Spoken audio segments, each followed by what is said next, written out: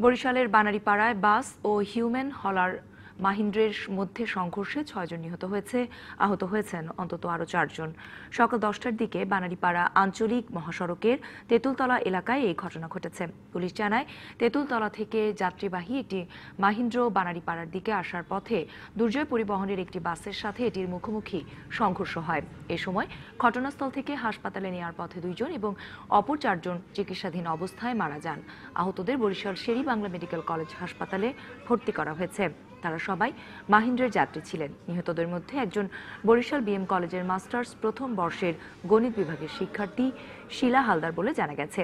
এছাড়া দুর্ঘটনায় এক নারী ও ২ শিশুরও প্রাণ হারায়। এই বিষয়ে বিস্তারিত জানতে বরিশাল শের-ই-বাংলা মেডিকেল কলেজ হাসপাতাল থেকে আমাদের সাথে সরাসরি যোগ দিচ্ছেন সহকর্মী অপূর্ব। অপু, দুর্ঘটনার বিষয়ে সবশেষ কি তথ্য আছে আপনার কাছে?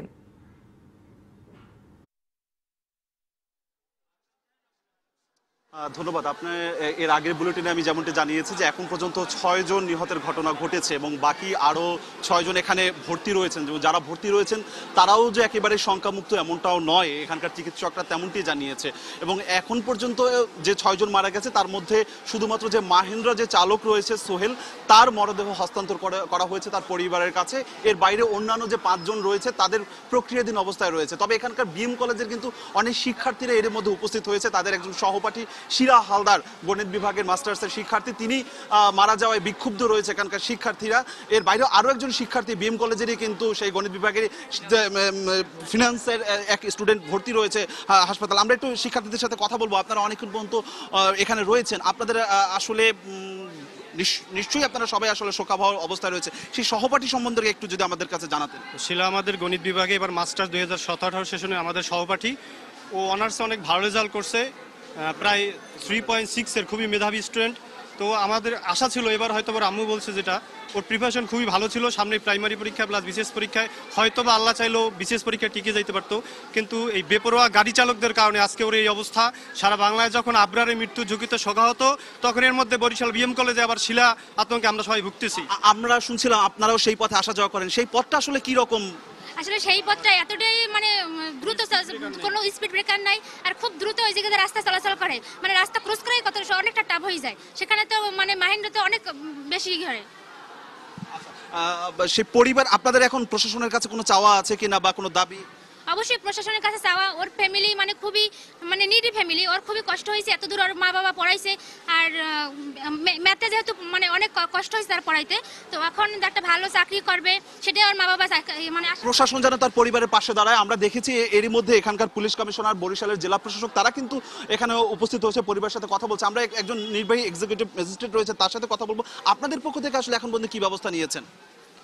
জি, আমরা ঘটনার জানার সাথে সাথেই ঘটনাস্থল পরিদর্শন করেছি এবং যারা নিহত হয়েছে তাদের যাতে দাফন কাফন অথবা এবং সৎকার যথাযথভাবে হয় সে বিষয়ে আমরা খোঁজ খবর নিচ্ছি এবং যারা আহত আছে তাদের সুচিকিৎসার ব্যবস্থা করছি। আমরা সার্বক্ষণিক এখানে আছি। ইতোমধ্যে আমাদের জেলা প্রশাসক স্যার এবং সদর উপজেলার ইউনো স্যার এবং পুলিশ বিভাগের লোকজন এখানে পরিদর্শন করে। ধন্যবাদ। আমরা হয়তো পরবর্তী বুলেটিনে আরো জানাতে পারবো। এখন পর্যন্ত মোটা দাগে বাকি যে যারা এখানে আহত অবস্থায় রয়েছে, যেটি বলছিলাম, তারাও আসলে আশঙ্কাজনক অবস্থায় রয়েছে। এর বাইরে প্রশাসনের পক্ষ থেকে আর্থিক সহায়তার আনুষ্ঠানিক এখন পর্যন্ত আমরা ঘোষণা পাইনি, তবে কিছুক্ষণ বাদে হয়তো সেই আনুষ্ঠানিক ঘোষণাটি আসবে। তাই হচ্ছে আমার কাছে সবশেষ বরিশাল শের-ই-বাংলা মেডিকেল কলেজ হাসপাতাল থেকে শম্পা। অপূর্ব, ধন্যবাদ আপনাকে। নিশ্চয়ই পরবর্তী সংবাদে এই বিষয়ে আপডেট আমাদেরকে জানাবেন আরো। হাতের ইশারায় চলছে ট্রাফিক সিগন্যাল। গাড়ি থামানো গেলেও পথচারীকে থামাতে পারছে না পুলিশ। ফুট ওভারব্রিজের নিচে দিয়ে ঝুঁকি নিয়ে মানুষ পার হচ্ছে ব্যস্ত সড়কে। আর এখন পর্যন্ত কাগজে কলমে সীমাবদ্ধ রয়েছে আধা স্বয়ংক্রিয় ট্রাফিক সিগন্যাল ব্যবস্থার নতুন উদ্যোগ। লাল, সবুজ আর হলুদ বাতিগুলো সারাদিন রাতি জ্বলছে, তবে নিয়ম মেনে নয়, নেই নিয়ন্ত্রণও, যার ফলে গাড়ি নিয়ন্ত্রণ হয় ট্রাফিক পুলিশের হাতের ইশারায়। এই ইশারাও কখনো কখনো মানছেন না চালক, আর নিয়ম না মানার প্রবণতা সবচেয়ে বেশি পথচারীর মধ্যে। চালকদের থামাতে পারলেও পথচারীদের থামাতে ব্যর্থ ট্রাফিক পুলিশ। চেষ্টা করা হয়েছে অনেকবার, মানুষজন এটা মানে না বেশিরভাগই। আমরা বলি তো আর একজনে বলিয়ে তো এত মানুষকে উদ্বৃত্ত করা যাবে না। আইন ভাঙার বিষয়ে চালকরাও দোষ দিচ্ছেন যাত্রীদের উপর। যাত্রী চলাচল করে রোডের মাঝখান দিয়ে, এখানে না নামাইলে সে আমাকে গালাগালি করে। একটু দূরেই ফুটওভার ব্রিজ, তারপরও ঝুঁকি নিয়ে ব্যস্ত সড়ক পার হতে পছন্দ পথচারীদের। যেহেতু সহজ রাস্তা আছে, কেন আমরা কঠিন রাস্তাটা ফলো করব? ফুটওভার ব্রিজ আছে ঠিক আছে, কিন্তু এটা অনেক দূরে, সবাই এদিকে পার হইতেছে, সেই জন্য আমি একসাথে ওদের সাথে। ট্রাফিক ব্যবস্থায় শৃঙ্খলা আনতে ডিএসসিসি এবং ডিএমপির 36 কোটির বেশি টাকায় আধা স্বয়ংক্রিয় সিগন্যাল ব্যবস্থা চালুর উদ্যোগ নিয়েছে। তবে কবে নাগাদ এটি বাস্তবায়ন হবে তা এখনো অনিশ্চিত। কয়েকটা পর্যায়ে এটা কার্যক্রম সম্পন্ন করা হচ্ছে। তো শেষ পর্যায়ে আমাদের কিছু ট্রাফিক সরঞ্জাম, সিগন্যাল এবং রিমোট কন্ট্রোল, এগুলো আগামী সপ্তাহ বা তার পরের সপ্তাহে এটা কনসাইনমেন্টটা বাংলাদেশে আসবে। সড়কে শৃঙ্খলা ফেরাতে ব্যর্থতার কথা স্বীকার করে ডিএমপি কমিশনার জানালেন পুলিশের অভিযান আরো জোরদার করার কথা। আমরা এই পরিবহনের বিশৃঙ্খলা ঠেকাতে পারি নাই, নিয়মের মধ্যে আমরা আনতে পারি নাই। আমাদের একটু দায়িত্বশীল আচরণ করলে এটা সমাধান করা সম্ভব। বাংলাদেশ প্রকৌশল বিশ্ববিদ্যালয়ের সহকারী অধ্যাপক জানালেন, সড়কে শৃঙ্খলা ফেরাতে এবং যানজট নিরসনে ট্রাফিক সিগন্যাল ব্যবস্থা পরিবর্তনের বিকল্প নেই। ঢাকা শহরের জন্য কিন্তু দেখা যাচ্ছে আবার আমি ফুললি ডিজিটাল সিস্টেমও আনতে পারবো না, কারণ হচ্ছে যে ট্রাফিক প্রেশারটা খুব আনপ্রেডিক্টেবল ঢাকা শহরে। তো এই জন্য যেটা আমরা করতে পারি সেটা হচ্ছে সেমি অটোমেটিক একটা সিস্টেম, যেটা হচ্ছে আপনার পুলিশ নিয়ন্ত্রণ করবে বা ডিজিটাল। পাশাপাশি সমন্বিত উদ্যোগ জরুরি বলেও মনে করছেন সংশ্লিষ্টরা। কাউসারা চৌধুরী কুমু, ডিবিসি নিউজ, ঢাকা। ট্রাফিক নিয়ন্ত্রণে ব্যর্থ নয়, তবে হিমশিম খেতে হচ্ছে বলে স্বীকার করলেন স্বরাষ্ট্রমন্ত্রী আসাদুজ্জামান খান কামাল। সকালে রাজধানীর মগবাজারে একটি মসজিদের নির্মাণ কাজের উদ্বোধনী অনুষ্ঠানে সাংবাদিকদের এক প্রশ্নের জবাবে তিনি এসব কথা বলেন। তিনি যেটা বলেছেন যে আমরা হিমশিম খাচ্ছি, আমরা ব্যর্থতা হয়নি, কিন্তু আমরা চেষ্টা করছি, তারপর আমরা পেরে উঠতে পারছি না। আমাদের দেশ এখনো এই জঙ্গি সন্ত্রাস নিয়ন্ত্রণে রয়েছে, কারণ আমাদের দেশের জনগণ কোনোদিনই এই জঙ্গি সন্ত্রাসীদের আশ্রয় প্রশ্রয় দেয় না এবং সমর্থন করে না। বিদেশে যেগুলি হচ্ছে তারা আমরা মনে করি তাদের আরও কিছু জানা উচিত, তাদের আরও কিছু অভিজ্ঞতার আলোকে কাজ করা উচিত। বিএনপির চেয়ারপারসন খালেদা জিয়াকে জেলে আটকে রেখে গণতন্ত্রের পথ রুদ্ধ করে রাখা সম্ভব নয়, এমন মন্তব্য করেছেন দলটির স্থায়ী কমিটির সদস্য আমির খসরু মাহমুদ চৌধুরী। দুপুরে জাতীয় প্রেসক্লাবে জিয়া পরিষদের 31তম প্রতিষ্ঠা বার্ষিকী উপলক্ষে আয়োজিত অনুষ্ঠানে এসব কথা বলেন তিনি। দেশনেত্রী বেগম খালেদা জিয়াকে জেলে রেখে যদি কেউ মনে করে তারা সেই পথ রুদ্ধ করে দেবে, তারা বোকার রাজ্যে বসবাস করছে। দেশ বিদেশে বিপুল অবৈধ সম্পদের মালিক স্বাস্থ্য অধিদপ্তরের বরখাস্ত হিসাব রক্ষণ কর্মকর্তা আফজাল হোসেন ও তার স্ত্রী রুবিনা খানম এখন লাপাত্তা। বিদেশ যাত্রা নিষেধাজ্ঞা থাকলেও এই দম্পতি দেশ ছেড়েছেন উল্লেখ করে ইমিগ্রেশনের বিশেষ পুলিশ সুপারের কাছে চিঠি দিয়েছে দুর্নীতি দমন কমিশন দুদক। স্বাস্থ্য অধিদপ্তরের হিসাবরক্ষণ কর্মকর্তা পদে থেকেই অস্ট্রেলিয়ার সিডনির মতো জায়গায় গড়েছেন বাড়ি। দুদকের জিজ্ঞাসাবাদে সে কথা স্বীকারও করেছেন তিনি। ঢাকাসহ দেশের বিভিন্ন স্থানে রয়েছে আফজালের সম্পদের পাহাড়। কোথাও নিজ নামে, আবার কোথাও স্ত্রীর নামে রয়েছে এসব সম্পদ। এরই মধ্যে দুদক যেসব সম্পদের তথ্য পেয়েছে সেগুলোতে আদালতের নির্দেশে ক্রোকের নোটিশ টাঙিয়েছে। সম্পদ ক্রুকের কাজ শুরু করলেও আফজাল দম্পতিকে কোথাও খুঁজে পাচ্ছে না দুদক। উত্তরায় 13 নম্বর সেক্টরের 11 নম্বর রোডের এই ভবনটি স্ত্রীর নামে 2010 সালে কিনেছিলেন আফজাল। এ ভবনের 6 তলায় থাকতেন আফজাল দম্পতি। জানুয়ারির মাঝামাঝিতে পরিবার নিয়ে বাসা ছেড়েছেন তিনি। জানুয়ারি থেকে নেই। ভাড়াটিয়ারা বাসা ভাড়া কাকে দিচ্ছে? আমাকে দিচ্ছে। আপনি কাকে দিচ্ছেন? আমি খরচ করতেছি, আমার মেইনটেন্যান্সে খরচ আছে, কর্মচারী আছে। উত্তরায় একই সেক্টরের 16 নম্বর সড়কেও আরেকটি ভবন রয়েছে আফজালের, সেখানেও খোঁজ মেলেনি। আমি কিছু বলতে পারি না, বুঝলেন দেখি আমি আইছি 5-6 মাস হয়েছে এখানে। গত 1.5 মাস ধরে দেশের কোথাও আফজালের অবস্থান শনাক্ত করতে পারেনি দুদক। চলতি বছরের 7 জানুয়ারি আফজাল দম্পতির বিদেশ যাত্রার উপর নিষেধাজ্ঞা চেয়ে পুলিশের স্পেশাল ব্রাঞ্চে চিঠি দেয় দুদক। এরপর 10 জানুয়ারি তাকে জিজ্ঞাসাবাদ করেছে সংস্থাটি। তারপর থেকে আফজাল দম্পতির আর হদিশ নেই। সম্পদ বিবরণী দাখিল করার পর থেকে সে আর পলাতক। বিভিন্নভাবে তথ্য সংগ্রহ করতেছে তার অবস্থান কোথায় আছে আর কি। দেশ থেকে নিষেধাজ্ঞা থাকার পরও এ দম্পতির দেশ ছাড়ার তথ্য আছে উল্লেখ করে সম্প্রতি পুলিশের স্পেশাল ব্রাঞ্চের ইমিগ্রেশন শাখায় চিঠি পাঠায় দুদক। এতে পাসপোর্টের নম্বর দিয়ে এ দম্পতির বিদেশ গমনের তথ্য চেয়েছে দুদক। এই দম্পতির এত অডেল সম্পত্তি রয়েছে যে এটা প্রমাণিত হবেই। সে হয়তো কোনো জায়গায় থাকতে পারে, পালিয়ে থাকতে পারে, কিন্তু একসময় ঠিকই সামনে ধরা পড়বে। আইনি প্রক্রিয়া সব আমরা অনুসরণ করব। তবে এ ব্যাপারে পুলিশের বিশেষ শাখার কাছ থেকে এখনো কোনো তথ্য পায়নি বলে জানিয়েছে দুদক। Aditya Arafat, DBC news, Dhaka.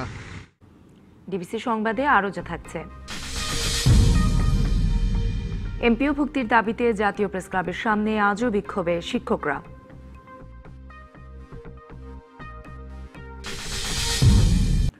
রাজধানীর মোহাম্মদপুরের জেনেভা ক্যাম্পে মাদক বিরোধী অভিযান চালিয়ে বিভিন্ন মাদকদ্রব্য সহ শতাধিক নারী পুরুষকে আটক করেছে র্যাব।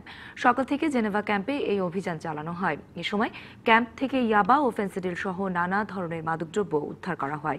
র্যাব জানায়, আটককৃতরা দীর্ঘদিন ধরে জেনেভা ক্যাম্প ও রাজধানীর বিভিন্ন এলাকায় মাদক ব্যবসা চালিয়ে আসছে। তারা বেশ কয়েকটি মাদক ব্যবসায়ী চক্রের সাথে জড়িত বলে জানিয়েছে র্যাব। মাদক বিরোধী নানামুখী অভিযানের কারণে এখানকার ব্যবসায়ীরা মাদক পরিবহনে কৌশলে শিশুদের ব্যবহার করছিল। র্যাব আরও জানায়, আটককৃতদের বিরুদ্ধে মাদক বিরোধী আইনে মামলার প্রস্তুতি চলছে। যাদেরকে আটক করা হচ্ছে এর মধ্যে 9 থেকে 10 জন মেইন ডিলার আছে, যারা সাধারণত এই মাদকের পুরো সিন্ডিকেটটাকে এখানে লোকালি ছোট ছোট গ্রুপ হিসেবে কন্ট্রোল করে যে মাদকগুলি এখন নিয়ে আসার পরে ছোট ছোট শিশুদেরকে দিয়ে তারা এগুলি বিভিন্ন জায়গায় এগুলি নিয়ে যাচ্ছে। সে একটি ক্রিটিক্যাল ইস্যু, আমরা ওই বিষয়টি বিবেচনায় করেছি। কক্সবাজারের টেকনাফে পুলিশের সঙ্গে কথিত বন্দুকযুদ্ধে 2 জন নিহত হয়েছে। এই ঘটনায় আহত হয়েছে পুলিশের 5 সদস্য। পুলিশের দাবি, নিহতরা ইয়াবা ও হুন্ডি ব্যবসায়ী। পুলিশ আরও জানায়, রাত 2টার দিকে সদর ইউনিয়নের রাজারছড়া এলাকায় অভিযান চালাতে গেলে তাদের উপস্থিতি টের পেয়ে একদল দুর্বৃত্ত গুলি ছুটতে শুরু করে। এ সময় পুলিশও পাল্টা গুলি ছুড়লে 2 জন গুলিবিদ্ধ হয়। বাকিরা পালিয়ে যায়। পরে উপজেলার স্বাস্থ্য কমপ্লেক্সে নিলে চিকিৎসক তাদের মৃত ঘোষণা করেন। নিহতদের বিরুদ্ধে স্থানীয় থানায় মাদক হত্যাসহ বেশ কয়েকটি মামলা রয়েছে। ঘটনাস্থল থেকে ইয়াবা, বন্দুক ও গুলি উদ্ধার করা হয়েছে। এদিকে কক্সবাজার শহরে পুলিশের সঙ্গে বন্দুকযুদ্ধে এক ছিনতাইকারী নিহত হয়েছে। নিহত কোরবান আলীর বিরুদ্ধে পর্যটক হত্যা, মাদক ও অস্ত্র মামলা সহ 5টি মামলা রয়েছে। এমপিও ভুক্তির দাবিতে জাতীয় প্রেস ক্লাবের সামনে আজও বিক্ষোভ করছে নন এমপিও শিক্ষা প্রতিষ্ঠানের শিক্ষকরা। সেখানে এই মুহূর্তে আছেন সহকর্মী সাইফুল ইসলাম। সরাসরি যোগ দেব তার সাথে।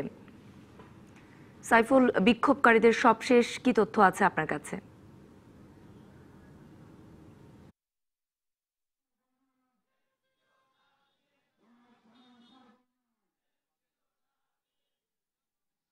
সম্ভব বিক্ষোভকারীরা কিন্তু এমপিও তাদের শিক্ষা প্রতিষ্ঠানগুলো এমপিও ভুক্তির দাবিতে গতকাল থেকে যে অবস্থান কর্মসূচি চালিয়ে যাচ্ছিল সেই অবস্থান কর্মসূচি কিন্তু এখনও চালিয়ে যাচ্ছেন এবং আজকের যে জুম্মার নামাজটি সেই নামাজটিও কিন্তু তারা এখানেই আদায় করেছেন এবং তারা শিক্ষক নেতাদের সাথে কথা বলে আমি যতটুকু জানতে পেরেছি যে তারা যেটি বলছেন যে প্রায় 1 বছরের অধিক সময় ধরে নন এমপিও শিক্ষা প্রতিষ্ঠানগুলো এমপিও ভুক্তির দাবিতে তারা কিন্তু আন্দোলন করে আসছিল এবং গত 5ই জানুয়ারি 2018 সালের তারা সরকারের মাননীয় প্রধানমন্ত্রীর একান্ত সচিবের আশ্বাস অনুসারে কিন্তু তারা অনশন কর্মসূচি স্থগিত করেছিল এবং পরবর্তীতে 2018 সালের 11ই জুলাই শিক্ষামন্ত্রী এবং মাননীয় শিক্ষা সচিবের সাথে বৈঠক করে কিন্তু তারা ফলপ্রসূ একটি আশ্বাস তারা পেয়েছিলেন যে তাদের নন এমপিও শিক্ষা প্রতিষ্ঠানগুলো এমপিও ভুক্ত হবে খুব দ্রুত। এই ধরনের একটি আশ্বাসে কিন্তু তারা সব ধরনের আন্দোলন থেকে তারা সরে এসেছিলেন।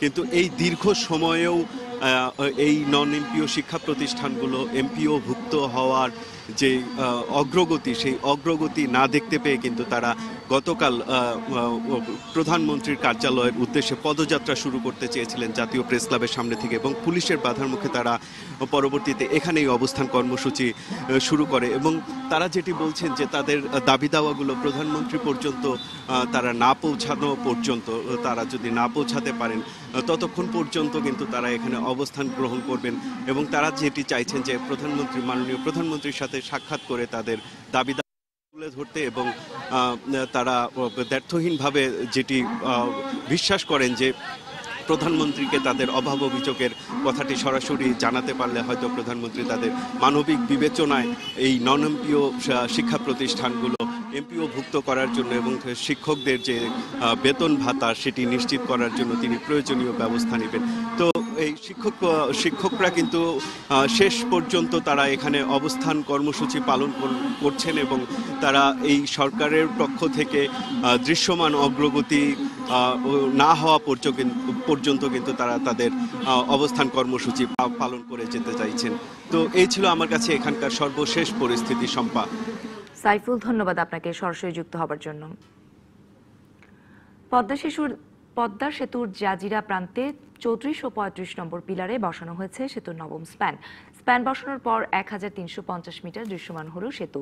সকাল 8টায় বসানো হয় স্প্যানটি। এর আগে গতকাল ক্রেনে কারিগরি ত্রুটির কারণে স্প্যানটি বসানো হয়নি বলে জানিয়েছিলেন উপসহকারী প্রকৌশলী হুমায়ুন কবির। বুধবার মাওয়ার কুমারভোগ কনস্ট্রাকশন ইয়ার্ড থেকে 150 মিটার দৈর্ঘ্য ও 3140 টন ওজনের স্প্যানটি ভাসমান ক্রেনে আনা হয় জাজিরা প্রান্তে। এই নিয়ে জাজিরা প্রান্তে 9টি ও মাওয়ায় একটি স্প্যান বসানো হয়েছে। এছাড়া 2 প্রান্তে আরও স্প্যান বসানোর কাজ দ্রুত গতিতে এগিয়ে চলছে। 6.15 কিলোমিটার দীর্ঘ এই সেতুতে 42টি পিলারের ওপর বসবে 41টি স্প্যান। ব্রাহ্মণবাড়িয়ার নবীনগরের সংযোগ সড়ক ছাড়া পাগলা নদীর ওপর কোটি টাকা ব্যয়ে নির্মিত সেতুটি জনসাধারণের কোনো কাজেই আসছে না। এতে যাতায়াতে চরম দুর্ভোগ পোহাতে হচ্ছে স্থানীয়দের। স্থানীয় প্রকৌশল বিভাগ বলছে সংযোগ সড়কের জন্য প্রস্তাব পাঠানো হয়েছে। সেতু আছে কিন্তু সংযোগ সড়ক নেই। নিরুপায় হয়ে স্থানীয়রা চলাচল করছে নৌকা দিয়েই। এটি ব্রাহ্মণবাড়িয়া সদর থেকে নবীনগর যাওয়ার একমাত্র পথ কৃষ্ণনগর গোকর্ণঘাট সড়কের চিত্র। 2016 সালে শুরু হয়ে পরের বছর কৃষ্ণনগরের পাগলা নদীর উপর প্রায় 14 কোটি টাকা ব্যয়ে 180 মিটার দীর্ঘ সেতুটি নির্মিত হয়। কিন্তু সেতুটির 2 পাশে সংযোগ সড়ক নির্মিত হয়নি আজও।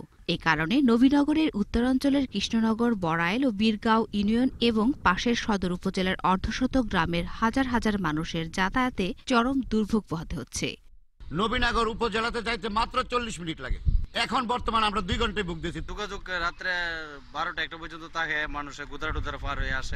5 টাকার ভাড়া 100 টাকা নেয়। স্কুলে আইতে অনেক সমস্যা হয়। এখান থেকে আইটা আসা, এদিক দিয়ে আইটা আসা নগদ জন্য অনেকক্ষণ দাঁড়াই থাকতে হয়।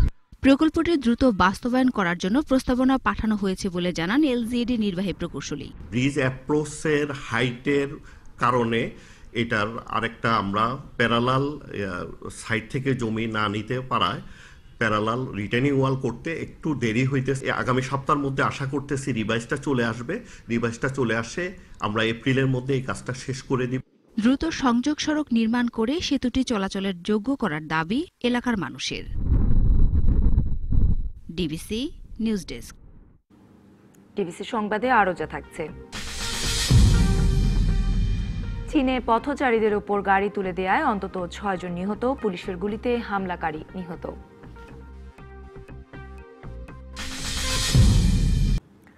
শান্তিপূর্ণ ও বিতর্কমুক্ত চাকসু নির্বাচন চায় চট্টগ্রাম বিশ্ববিদ্যালয়ের শিক্ষার্থী ও ছাত্র সংগঠনগুলো। উদ্যোগকে স্বাগত জানিয়ে তারা বলছে, স্বাধীনতা বিরোধী এবং সাম্প্রদায়িক শক্তি কোনোভাবেই যাতে নির্বাচনে অংশ নিতে না পারে সেদিকে নজর দিতে হবে। স্বাধীনতা বিরোধী জামায়াত শিবিরের শক্ত অবস্থান ও প্রশাসনের অনীহার কারণে 28 বছর ধরে অচল চাকসু। ডাকসু নির্বাচনের পর চাকসু নির্বাচনের তোড়জোড় শুরু হয়েছে। নীতিমালা আধুনিকায়নের জন্য গঠিত হয়েছে কমিটি। নির্বাচনের সিদ্ধান্তকে স্বাগত জানিয়ে শিক্ষার্থীরা বলছেন, অংশগ্রহণমূলক ও শান্তিপূর্ণ নির্বাচন চান তারা। ক্যাম্পাসে যে প্রবলেমগুলো হচ্ছে, আমরা সরাসরি যাইতে পারতেছি না। নির্বাচনটা হলে একজন প্রতিনিধিত্ব থাকবে, কিন্তু এই ধরনের কোনো নির্বাচন আমরা চাই না, যেটা শুধু ফর্মালিটির জন্য দেওয়ার জন্য। এরকম নির্বাচন আমরা চাই না। নির্বাচনের স্বাধীনতা বিরোধী অপশক্তির অংশগ্রহণ মানতে নারাজ ছাত্রলীগ। ক্যাম্পাসের বাইরে থাকা ছাত্রদলের দাবি, সহাবস্থান নিশ্চিত করা না গেলে সুষ্ঠু নির্বাচন সম্ভব হবে না। যেই সংগঠন বাংলাদেশের স্বাধীনতায় বিশ্বাস করে না, যারা বোমা মেরে এই দেশের মানুষকে হত্যা করতে চেয়েছে, যারা এই দেশের গণতন্ত্রকে ভুলুণ্ঠিত করতে চেয়েছে, মৌলবাদী জামাত শিবিরের বিরুদ্ধে আমাদের জিরো টলারেন্স থাকবে। তাদের চাকসুতে নির্বাচনে অংশগ্রহণ আমরা কোনোভাবেই মেনে নিব না। চট্টগ্রাম বিশ্ববিদ্যালয়ের প্রশাসন যদি আমাদের সহাবস্থান সৃষ্টি করে দেয়, হলের মধ্যে যদি আমাদের সহাবস্থান সৃষ্টি করে, তাহলে অবশ্যই আমরা বিশ্ববিদ্যালয়ের আমরা অবশ্যই যাব। আমরা তো যেহেতু বিশ্ববিদ্যালয় হচ্ছে মুক্ত বুদ্ধি চর্চার কেন্দ্র, তো বিশ্ববিদ্যালয়ে যাব না কেন আমরা? ডাকসু নির্বাচনের অভিজ্ঞতাকে কাজে লাগিয়ে চাকসুতেও সুষ্ঠু নির্বাচনের উদ্যোগ নেওয়া হবে জানান উপাচার্য। এই নির্বাচনটাকে সুষ্ঠু করার জন্য দেশের আইনশৃঙ্খলা বাহিনী এবং প্রশাসনে যে সহযোগিতার প্রয়োজন, সেই বিষয়গুলো মাননীয় প্রধানমন্ত্রীর সদয় নির্দেশনা ছাড়া আমি নির্বাচন সম্পন্ন করতে পারবো এটা আমি বিশ্বাস করি না। এবং ওনার সদয় নির্দেশনা পাওয়া সাপেক্ষে আমরা পরবর্তী কার্যক্রমগুলো চালু করব। গত 50 বছরে চাকসু নির্বাচন হয়েছে মোট 6 বার। সর্বশেষ 1990 সালে চাকসু নির্বাচন অনুষ্ঠিত হয়। মাসুদুল হক, ডিবিসি নিউজ, চট্টগ্রাম। নির্বাচনের দিন ঘনিয়ে আসার সাথে সাথে রাজবাড়ী ও শেরপুরের 6 উপজেলায় জমে উঠেছে নির্বাচনী প্রচারণা। সবকটি উপজেলায় আওয়ামী লীগের প্রার্থীর বিরুদ্ধে লড়ছেন একাধিক বিদ্রোহী প্রার্থী। রাজবাড়ীর গোয়ালন্দ উপজেলায় বিনা প্রতিদ্বন্দ্বিতায় চেয়ারম্যান নির্বাচিত হয়েছেন। বাকি 3 উপজেলায় চলছে জমজমাট প্রচারণা। আওয়ামী লীগের তৃণমূল পর্যায়ের নেতা কর্মীরা ঐক্যবদ্ধ আছে, কোন স্বতন্ত্র প্রার্থীর পক্ষে তারা কোনো কাজ করবে না। আমাদের এমপি জনাব জিল্লুল হাকিম, আর আমরা সহযোগিতা করে আমাদের অভূতপূর্ব আমাদের এই এলাকার জন্য উন্নয়ন করি। পাংশা উপজেলাকে একটি আদর্শ উপজেলা হিসাবে গড়ে তোলবার চেষ্টা করব। অন্যদিকে দলীয় নেতাকর্মীদের নিয়ে মাঠ চষে বেড়াচ্ছেন আওয়ামী লীগের বিভিন্ন পদে থাকা স্বতন্ত্র প্রার্থীরা। আমি বিগত 5 বছর উপজেলা চেয়ারম্যান ছিলাম। জনগণ যাকে জয়যুক্ত করবে সে শাসিটা সেই হাসবে। দুর্নীতি এবং মাদকমুক্ত সমাজ গড়ার লক্ষ্যে কাজ করব। সুষ্ঠু ভোট গ্রহণে সব ধরনের প্রস্তুতির কথা জানান নির্বাচনী কর্মকর্তা। সবার জন্য একই রকমের আচরণবিধি আমরা প্রতিপালন করবো এবং সেটা বাধ্য করবো আমরা, এবং আমরা আবারও বলছি যে একটি অবাধ, সুষ্ঠু এবং নিরপেক্ষ নির্বাচন উপহার দেব। এদিকে শেরপুরের ঝিনাইগাতি উপজেলায় আওয়ামী লীগ প্রার্থীর বিপরীতে মাঠে সরব একাধিক বিদ্রোহী প্রার্থী। ঝিনাইগাতি উপজেলা পরিষদ নির্বাচনে আমাকে নৌকা প্রতীক বরাদ্দ দিয়েছেন। আমাদেরকে সুযোগ এই জন্য যুবকরা দিবে, আমরা আমাদের কাজ করার মতো শক্তি আছে। আমি জনগণের ভোটে বিজয়ী হতে পারবো ইনশাআল্লাহ। নালিতাবাড়িতে আওয়ামী লীগ প্রার্থীর বিপক্ষে দলের 2 বিদ্রোহী ও স্বতন্ত্র প্রার্থী হিসেবে প্রচার চালাচ্ছে বিএনপি নেতা ফজলুর রহমান। নৌকার বিজয় অবশ্যই সুনিশ্চিত করবে, আমি 100% আশাবাদী। তারা টাকার মাধ্যমে তৃণমূলের কিছু ভোট ক্রয় করে তারা নির্বাচনে এসেছে। এই নির্বাচনে আমাকে ম্যান্ডেট দিয়ে মানুষ জয়যুক্ত করবে। এদিকে শ্রীবর্দীতে আওয়ামী লীগ মনোনীত আশরাফ হোসেন খোকার বিপক্ষে লড়ছেন একই দলের 5 জন। এছাড়া জাতীয় পার্টি মনোনীত ইকবাল হাসান ও স্বতন্ত্র প্রার্থী হিসেবে বিএনপি নেতা এরশেদুল আলম মাঠে আছেন। যেহেতু এবার নৌকা মার্কা নিয়ে ইলেকশন করতেছি, এবার তোর প্রশ্ন আসে না। আগামী 24 তারিখে মোটরসাইকেল প্রতীকে বিজয়ী করবে ইনশাআল্লাহ। কেন্দ্রীয় নির্দেশনা না মেনে প্রার্থী হওয়ায় এরই মধ্যে কয়েকজনকে বহিষ্কার করা হয়েছে। ফেরদৌস আবির, ডিবিসি নিউজ ডেস্ক। ডিবিসি সংবাদে নিচ্ছি আরও একটি বিরতি, সঙ্গেই থাকুন। ৭১-এর মুক্তিযুদ্ধের সময় বাঙালির ওপর চালানো গণহত্যার আন্তর্জাতিক স্বীকৃতি আদায় করে আন্তর্জাতিকভাবেই তার বিচার হওয়া উচিত বলে মনে করেন বিশিষ্টজনরা। সকালে বাংলা একাডেমির শামসুর রহমান মিলনায়তনে গণহত্যা ও গণকবর নিয়ে এক সেমিনারে এমন মন্তব্য করেন তারা। গণহত্যা বধ্যভূমি ও গণকবর জরিপ নিয়ে এই সেমিনারের আয়োজন করে গণহত্যা, নির্যাতন ও মুক্তিযুদ্ধ বিষয়ক গবেষণা কেন্দ্র। এতে অংশ নিয়ে বক্তারা বলেন, স্বাধীনতা পরবর্তী সময়ে গণহত্যার বিষয়টি চাপা দেওয়ার চেষ্টা করা হয়েছিল, কারণ বাংলাদেশের গণহত্যা যদি আন্তর্জাতিক স্বীকৃতি পায় তাহলে অনেক রাষ্ট্রের ওপরেই এর দায় যাবে। সেমিনারে বক্তারা আরও বলেন, সরকার 25শে মার্চকে জাতীয় গণহত্যা দিবসের স্বীকৃতি দিয়েছে, এখন সময় এসেছে আন্তর্জাতিকভাবেও বিষয়টি প্রতিষ্ঠিত করার। রাজবাড়ীর বালিয়াকান্দিতে একটি টুথপেস্ট কারখানায় ভোর রাতে আগুন দিয়েছে দুর্বৃত্তরা। এই ঘটনায় ফায়ার সার্ভিসের 1 ঘন্টার চেষ্টায় আগুন নিয়ন্ত্রণে আসে। এতে প্রতিষ্ঠানটির কাঁচামাল ও মূল্যবান অফিসিয়াল ডকুমেন্ট সহ প্রায় 30 লাখ টাকার ক্ষতি হয়েছে বলে দাবি করেছে কর্তৃপক্ষ। তবে কোনো হতাহতের ঘটনা ঘটেনি। প্রাথমিকভাবে প্রতিষ্ঠানটিতে পরিকল্পিতভাবে রাতের অন্ধকারে আগুন দেওয়া হয়েছে বলে জানিয়েছে পুলিশ।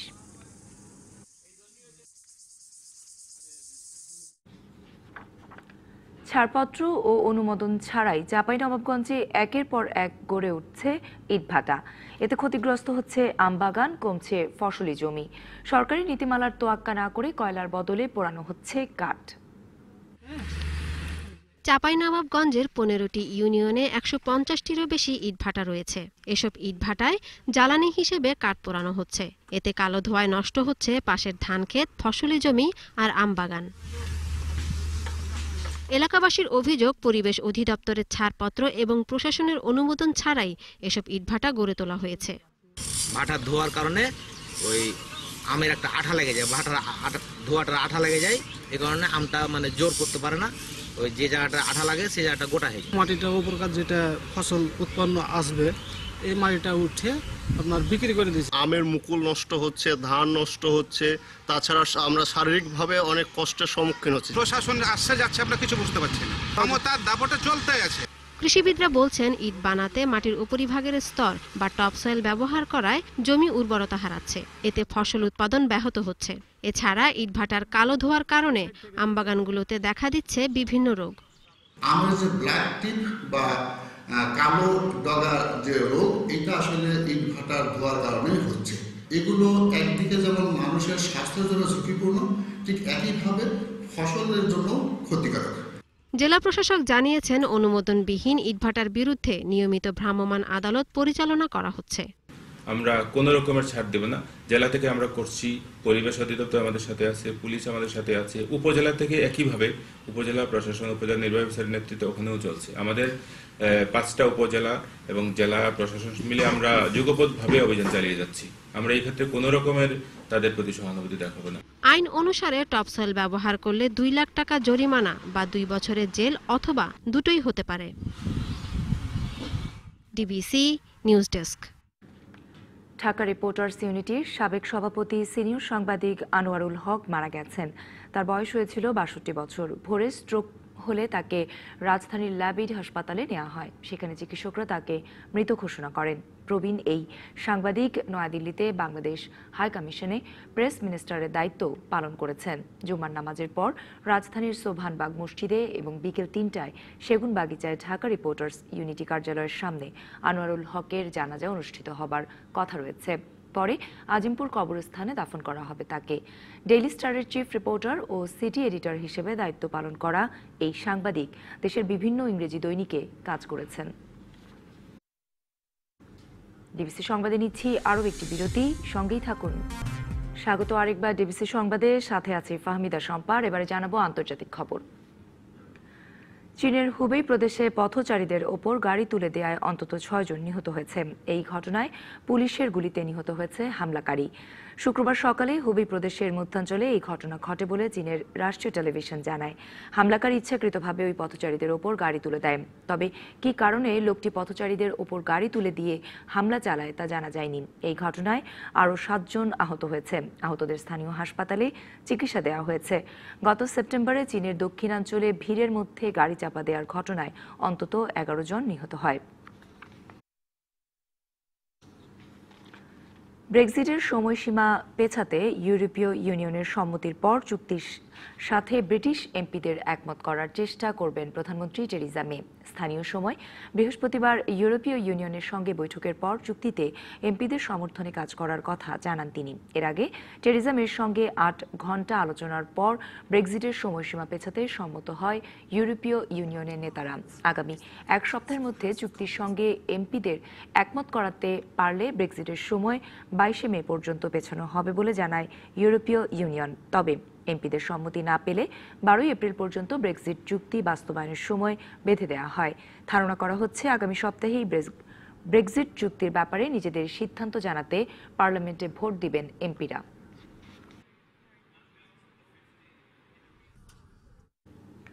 ইউরোপে প্রথমবারের মতো পানির নিচে রেস্তোরাঁ চালু করেছে নরওয়ে। নর্থ সিতে আংশিক নিমজ্জিত এই রেস্তোরাঁর খাবার খেতে পারেন 40 জন।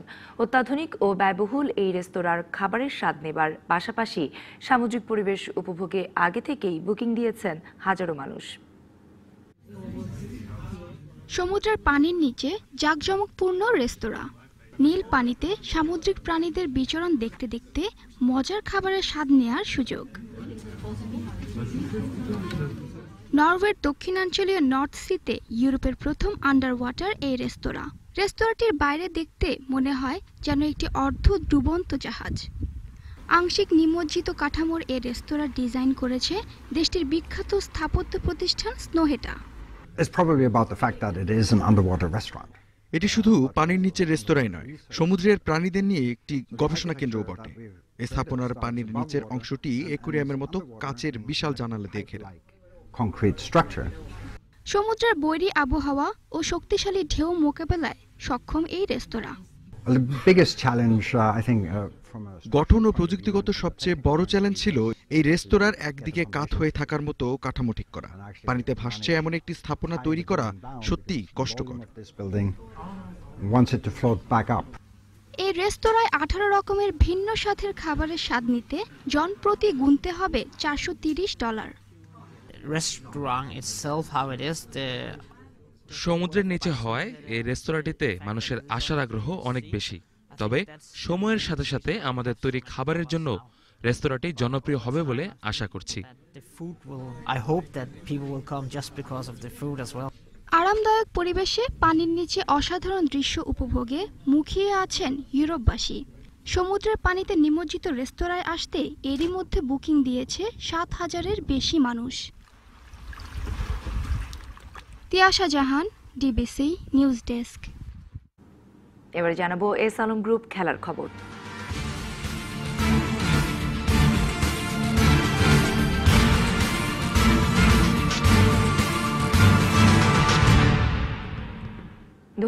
টোকিও অলিম্পিক বাছাইয়ে নিজেদের প্রথম ম্যাচে আজ স্বাগতিক বাহরাইনের মুখোমুখি হবে বাংলাদেশ অনূর্ধ্ব 23 ফুটবল দল। ম্যাচটি শুরু হবে সন্ধ্যা 7টায়। বাছাই পর্বকে সামনে রেখে কাতারে 10 দিনের কন্ডিশনিং ক্যাম্প করে লাল সবুজের দল। কাতারে অনুশীলনের পাশাপাশি দুটো প্রস্তুতি ম্যাচও খেলেছে বাংলাদেশ। প্রথম ম্যাচে আল শাহানিয়া ক্লাবের বিপক্ষে জয় পেলেও আল আরাবির বিপক্ষে ড্র করে জেমিটের শিষ্যরা। স্বাগতিক বাহরাইন ছাড়াও বি গ্রুপে থাকা বাংলাদেশের প্রতিপক্ষ ফিলিস্তিন ও শ্রীলঙ্কা। পরের ম্যাচে বাংলাদেশের প্রতিপক্ষ ফিলিস্তিন। বাহরাইনের বিপক্ষে প্রথম ম্যাচে ভালো কিছুই প্রত্যাশা করছে কোচ।